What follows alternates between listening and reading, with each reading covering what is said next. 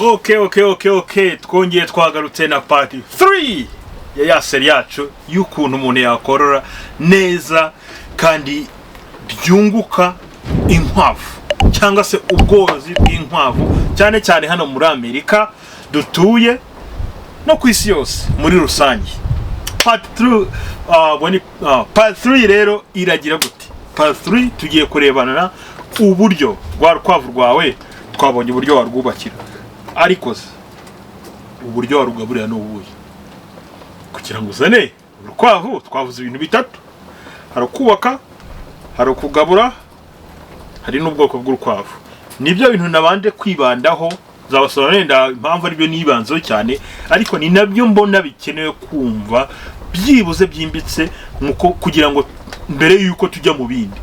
Kubera ko nanze kuvuga ngo tangirire kuvuga ngo urukwavu rubyara ruterwororoka gute, rugira gute, tutari byibuze kwaniga byimbitse ngo warugaburira rute. Reka rero tubirebane. Aha ngaha muri Amerika cyangwa wenda no ku isi yose hari, ako ndavuga muri Amerika hondi, tugira ubwoko bw'ibyiciro bibiri wagaburira inkwavu. Hari ubwoko bw'ibyatsi bisanzwe. Ibi byatsi bisanzwe binakubiyemo bya byatsi nakwita ko wasoroma, biriya byatsi by'icyatsi. Ibi wasoroma abari nko muri Afurika bo habari za kimari, za twatundi inkwavu zikunda tuzi. Kwa ngo ibi turabikira mu cyiciro kimwe n'ibi. Itandukanyizo ryabyo nkuko mubireba, ibi ni ibyatsi bikiri fresh, byataye amazi gusa. Guys, uramenye ntuzahire kimari cyangwa se ikindi cyatsi nk'iki cyose ngo uhite ukigenda kikijojoba amazi cyangwa kigitose ugiye inkwavu zawe, hariya ubuzangije. Ibyiza nimba wonahiye ubwatsi hanze, banza uzubushyira ahantu nk'uku nguku buta amazi. Nimba ari nka kimari, ubwo ndayikoresha ko nziko muri Afurika cyangwa mu Rwanda bayikoresha cyane. Nimba ari kimari cyangwa byindi wahiye bindi bikate bya binyonyo cyangwa se bya mizi irimo ibitaka, yikate usigaze bitari imizi, ubigende ubishyira ahantu banze bita amazi. Ugibuze nk'umunsi umwe ubyanike, ukora agatara ubyanike banze bita amazi. Nurangiza uze rwose nk'ubu natwe tugira nk'ibi ngibi hano, ibi byatsi babyita papo vert, k'iki giti bakita, uze ube washyira mu nkwavu zawe, zizabirya rwose. Utu duti dukomeye tw'ibi biti udushyiranamo twiza, kwa ko inkwavu burya zikunda ituntu zirumaho, zikunda kugera zikarwana n'igiti, zazumva zishimye. Ubu rero ibi byityo kubishyira mu cyiciro kimwe n'ibi.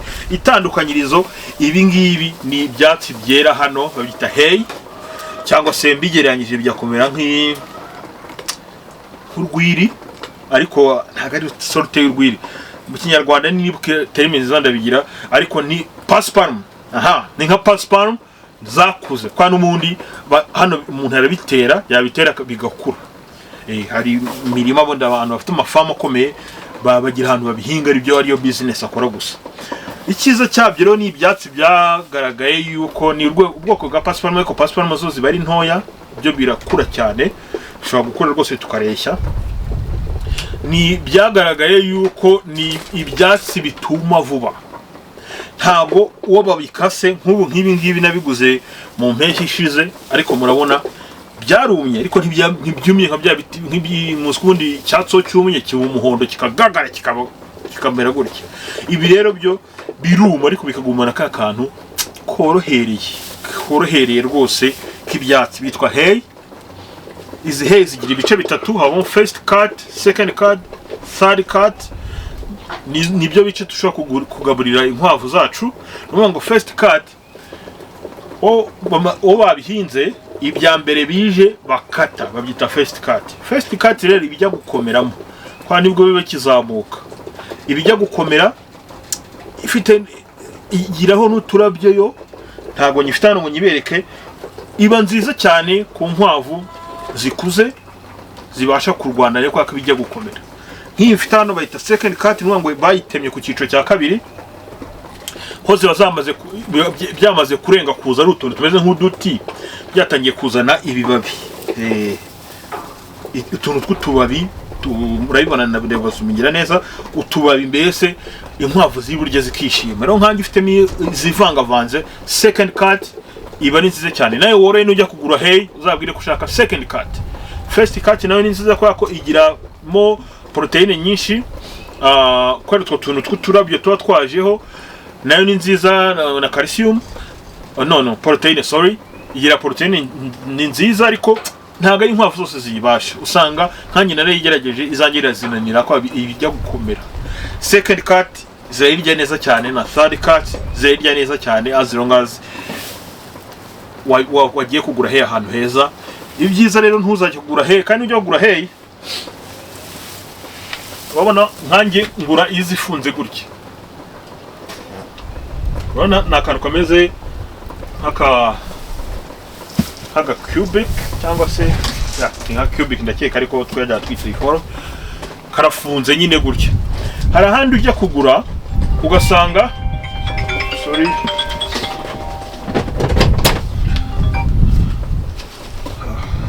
telefone ya, hari ahandi ujya kugura ugasanga bafite hey idafunze gutya, bafite uruntu rw'uruzeru runini cyane. Ushaka kugenda ukavuga ati iriya y'uruzeru niyo nziza kandi ndabona ni byinshi cyane bizatinda, reka biriyo ngura. Iriya ntubamenye ufite inkwavu ntuzayigura. Ufite inka, ufite amashovare, uzagenda ugure hey ifunze, uzakibona kikizeru rwose bafunze, ntabasha guhobera ngo mpfunganye. Ariko niba ufite inkwavu cyangwa utunyamwaso dutoya cyangwa aya matungo matoya, uzagure ntuzarenze ifunze mu kintu kingana gutya. Urabibona, sinzi mbona meze iriya ni nka gutya. Impamvu ni icyo dushaka ni nacyo nabwiye ngo kimari, ntago dushaka ko kimari twahira kimari yo hanze ngo twizane ifite amazi tuyinage hariya. Rero wifunze ari ikintu kinini cyane ko bayahira igitose bakayifunga n'imashini ikayifunga ibintu by'ibizeru binini. Ngo ibi byatsi uzasanga ni iby'imbere ko ari kinini cyane, iby'imbere biracyafite imidite, biracyakonje, biracyafite byazanye mu kintu kimeze imidite ni amazi, mbese biratose. Mu gutoka ko bimaze igihe kirekire bizagenda bizane muri ibintu bimeze nk'urubobi. Nubigaburira inkwavu zawe zizarwara, babyumvishe. Rero niyo mpamvu dushaka byibuze triste nk'aka ngaka, kwako nubwo ari katari gatoya ariko ko nukozemo gutya imbere urumva rwose ugiye kugura. Ndetse nk'iterana none ugiye ho kugura urabona ko nakantu ufunganye kuma. Rero byaka ngaka usanga hose no kugeza imbere karumye rwose, ubwatsi bwarumutse, mbese ukuma no kumuka ku buryo ubuha inkwavu bwose nta imiditi irimo. Niyo mpamvu kugura hey uritonda ugashaka cyane abantu babisobanukiye cyangwa se ukareba ifamu. Navuga ko bagiye bafunga udukibe nk'utu ngutu ku bantu bari muri Amerika. Ubwo nibo mbwira mu Rwanda bo byoroshye cyangwa muri Afrika handi barahira nta kibazo, byahira biri fresh. Rero ubwoko bwa mbere nayo mbabwiye ni hey. Hey inyungu zayo igura make, ko aka kose kangana gutya mba nakuguza $7. $7 kanga kazakarya hafi amezi 2 zigabura kwa nkuramo buke ntago ari byinshi. Urumva ko ni ntago henze cyane. Ariko ikibazo cya hey ntago ifite intungamubiri zose zatunga urukwavu ngo rukure. Ushobora kurugaburira hey, ushobora kuruha hey ya makeya rumwe rwose, tubwena nk'iki gice, tubwe nko mu mezi 2 ngabura kwako bimaze kugira nyinshi, wenda ntago kagize haza, ariko urebye iraciriritse. Tubwe wenda tubwe naneyo barira, ariko mu mezi 2 izi zose mwabonye hano nizo hanze nkoresha hey imwe n'igice. Abimeshe ko ari ibintu bishiriritse ariko nta ntungamubiri. Niyo mpamvu uzasanga urukwavu rwawe rurwaye, urukwavu rwawe nta amagufa adakomeye, indwara zose zirufata.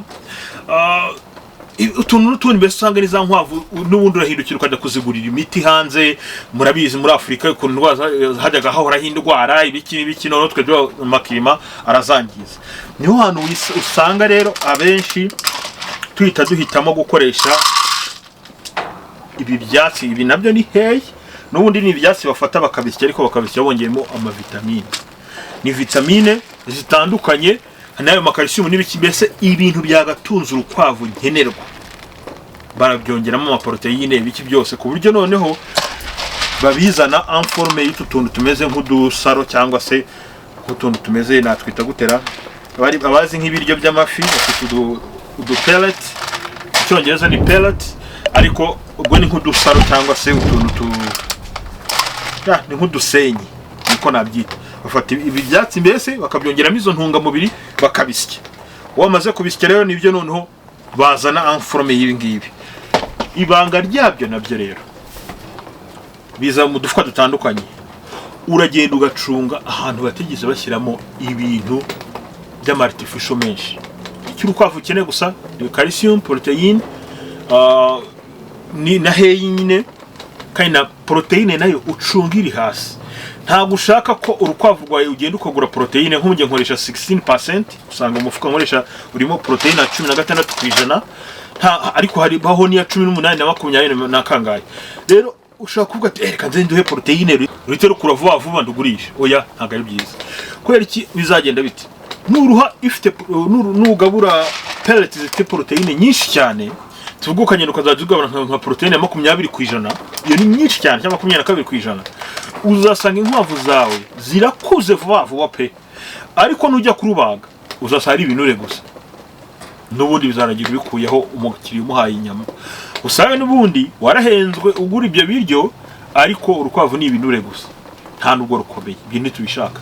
Niyo mpamvu ngiye ngabura 16%, niyo ntoyibaho. Iyo 16% nayo kandi ngabura nkora ku buryo muri kimwe intuza hey yanjye cyangwa ibyatsi byanjye kimwe cya gatatu kizi ngizi. Kuvuga ngo nkuko afata kimwe cya gatatu muracyumva, kimwe cya gatatu bibiri bya gatatu by'ifunguro ndi butange.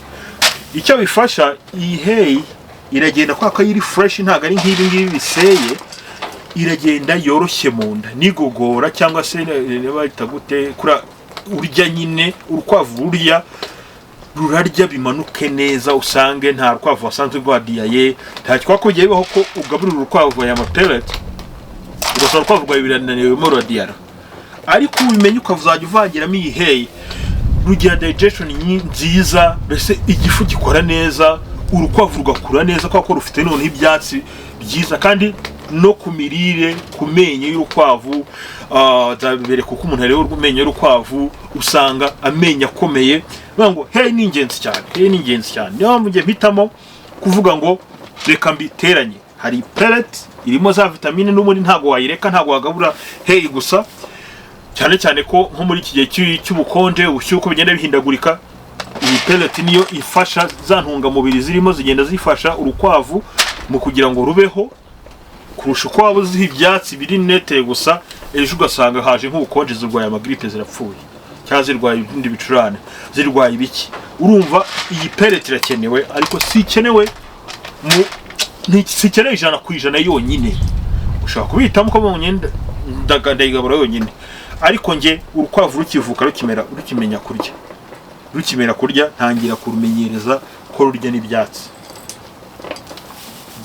Naho ngaho ese wowe ubikurikiye urumva wagabura iki? Wakurikira inzira yanjye yo kuzajya muri bitatu mu ifunguro bitatu bya gatatu ugashyiramo kimwe cya gatatu cya hey, cyangwa se wagabura pellet gusa, cyangwa wafuma uvuga uti oya reka nze nigaburira ibyatsi gusa? Wakora iki? Ari naho nagira ngo mpere mbwira abantu bororera inkwavu muri Afurika. Ushobora kuvuga ngo inkwavu zanjye nziha kimari gusa, ariko uzabanze ukora ubushakashatsi, se kimari irimo ibyangombwa byose urukwavu rukenera? Ese za ndwara wajya gurwaza ntago zaba zituruka ko inkwavu zawe zidafite ubudahangarwa buhagije kubera ifunguro rihaze inda ariko ridafite intungamubiri ihagije? Ako kantu muzakambwire. Nk'aka gift rero ngira ngo mbasigire, ugiye kugabura koresha kano gakombe, twa tundi dupimye mu biryo, cyangwa se twa tundi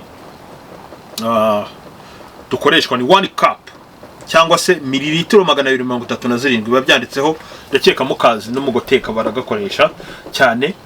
Aka ka 1 cup cyangwa se izo mililitiro 237 nizo urukwavu rukuru rwemerewe kurya ku munsi. Ngo urukwavu rwose rukuru rudafite abana rurya kano kantu. Mufate bike guys, aka kantu kabasobanuye neza kwako ikintu gihombya cyambere umworozi no kugabura nabi.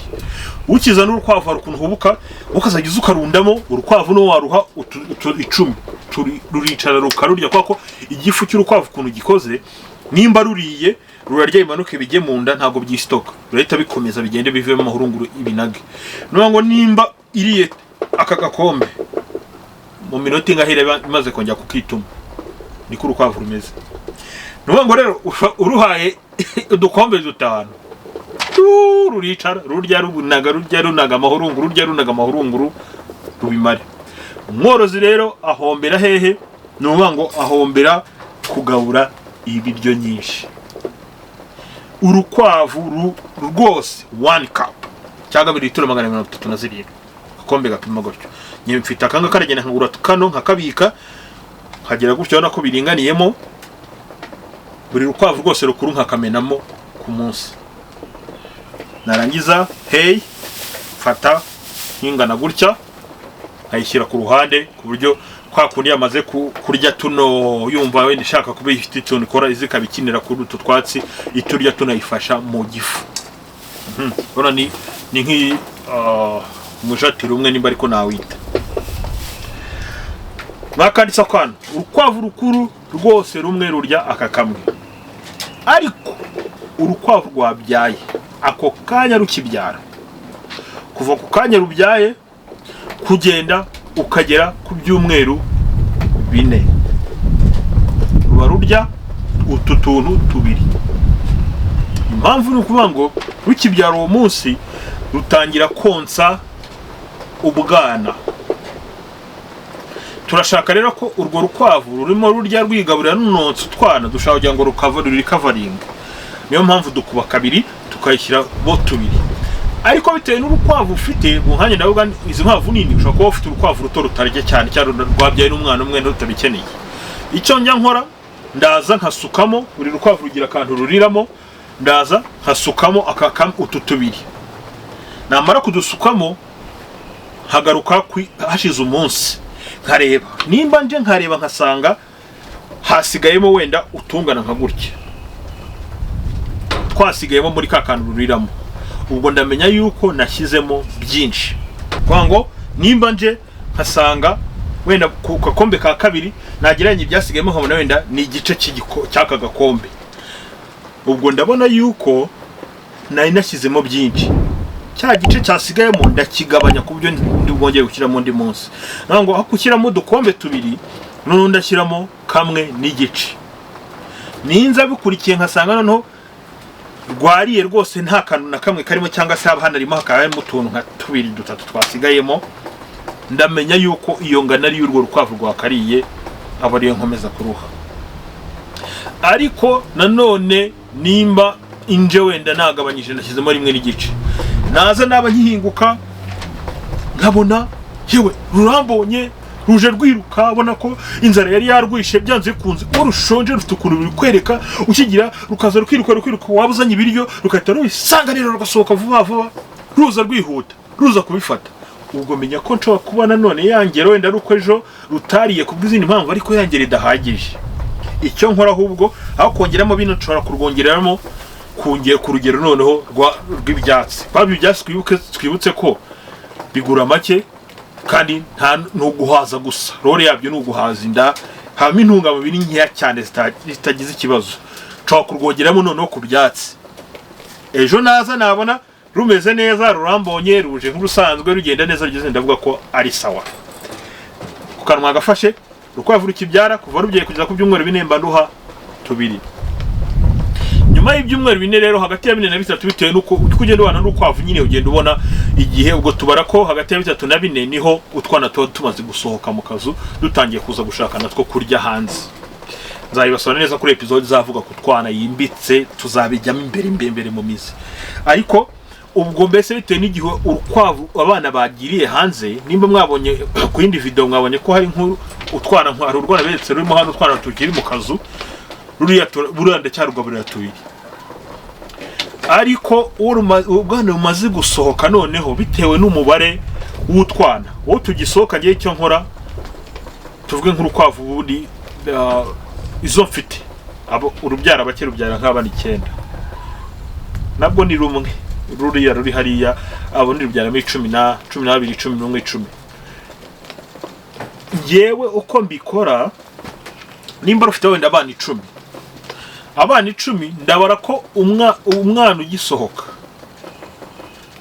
buri bana 4 bashobora gusangira kano kantu kwa batari babimenya mu cyumweru cya mbere basohotse ngo nimba ari abana 10 nshobora kwita nongeramo utundi 2 moyenne kugira ngo ndebe none nkore ya formule nagize najya kiramo 2 none nkizemo 4 ningaruka ejo nkasanga harimo byinshi byasigaye ndabikata ningaruka nkasanga byashize twasaze twashunde turimo turagenda tugira kwako ntago tuyisohoka turije cyane ko nkwashize icyumweru turi hanze twatangiye rwose kuryuka bibona mu byumweru binono ho turi hanze ubona ko turya cyane rwose cyane niho handi no mbona niwonje nkabona turaza twiruka twasaze bitangira gushyiramo nk'uburwo naberetse kuri video ndakeka mbasobanurira video y'urunguru utwana kwa rufite ibyumweru 3 ariko 3 n'igicungu buri muri bajya mu byumweru 4 wabonye ko utwana twa ni dukuru turiro urukwavu ku byumweru 2 utwana twatangiye gushaka gusohoka ngo tujye hanze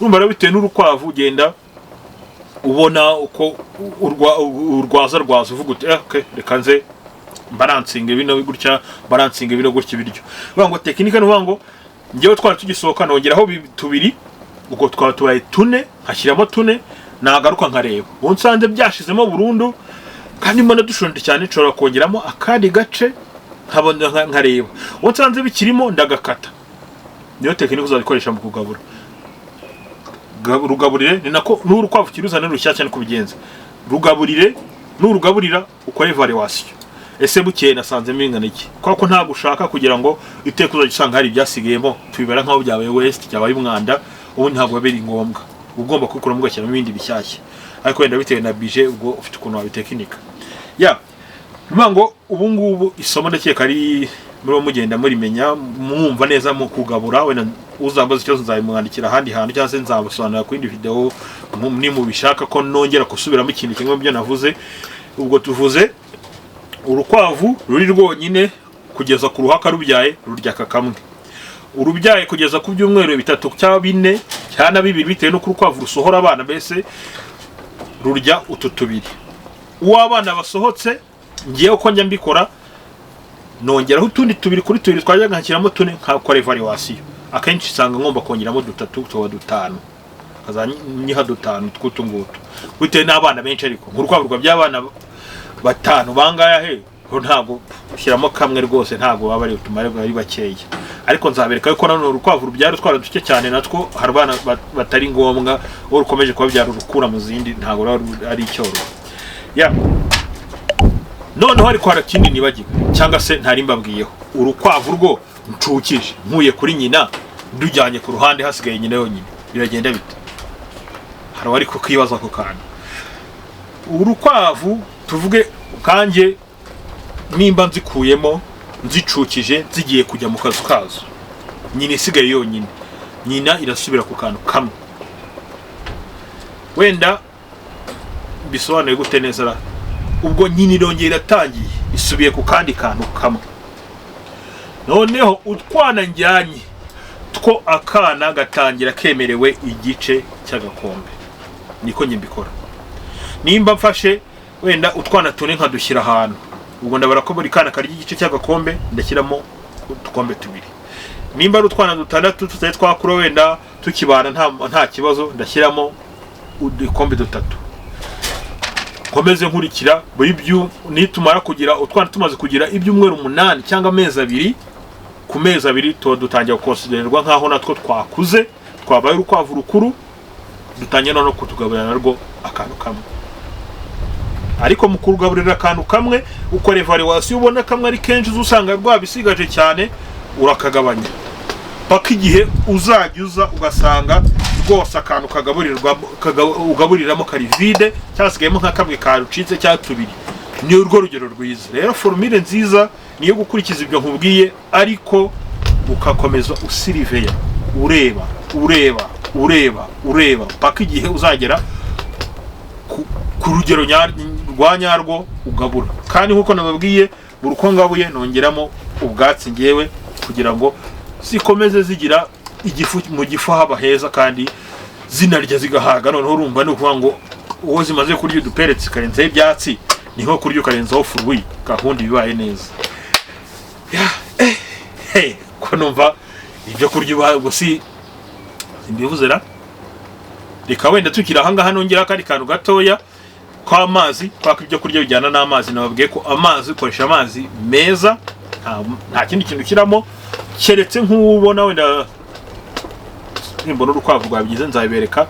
Hari ukuntu ubona urukwavu rwawe rutakigira peti ukabona nta rusigaye rurya nabi ntuzi uko bijya bibaho mu rukwavu rukamererwa nabi mu nda, cyangwa se byabaye ngombwa kuhindura ifunguro ubwoko bw'ibiryo wajya gukoresha waguze ubundi.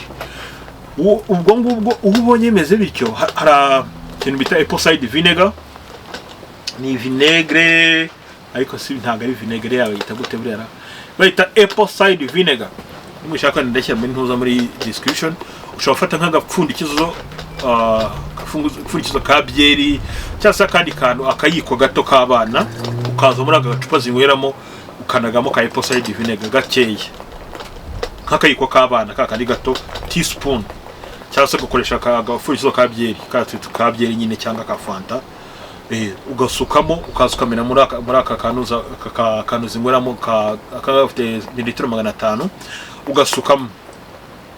Bituma apple cider vinegar ituma ijya mu nda ikazifasha noneho kongera zigasya neza zikarya mbese noneho zikirekura. Tubona no rwarwaye nka diare wenda cyane cyane uhinduye nk'ibiryo ukabigirwa ukabihindura vuba vuba utabanje kugenda uzimenyereza boro zirwara mu nda. Rero ukakizo ka apple cider vinegar bita biba fresh rwose bitagongera rwose mu buzima busanzwe. Karaga tip ako ngako ngo ubundi amazi ni amazi asanzwe ari pire nta kindi kinongeramo keretse habutse nk'icyo kibazo ukadonyamo ka apple cider vinegar kugira ngo rugire mu nda heza nyine rwongere rukire rureke kuremba. Numva rero ari ibyo ngibyo mu ncamake kuri video uno munsi kubijyanye n'igabura. Ufite ikibazo cyari cyose please muzajye mumbwira, ndi hano kugira ngo mbasubize kandi tukomeze twigane. Ibyo ni umushinga kwa n'umushinga mwiza ushobora gukora aho uri hose ukaba wakunguka ukungura abawe ugatunga abawe kandi ugacuriza n'isoko ejo ukaba wagutunga aho waba uri hose. Rero tukomeze tubane ngiye na Mrs P turabakunda cyane kandi tugira ngo tubabwire ngo mukomeze mudushyikire mukore like share and subscribe unatubwira inshuti n'abavandimwe bakomeze bareba iyi show yacu kwako ni ibintu dukunda kandi twifuza ko wese yakunda kandi abifitiye ubumenyi 100%. Murakoze, ciao.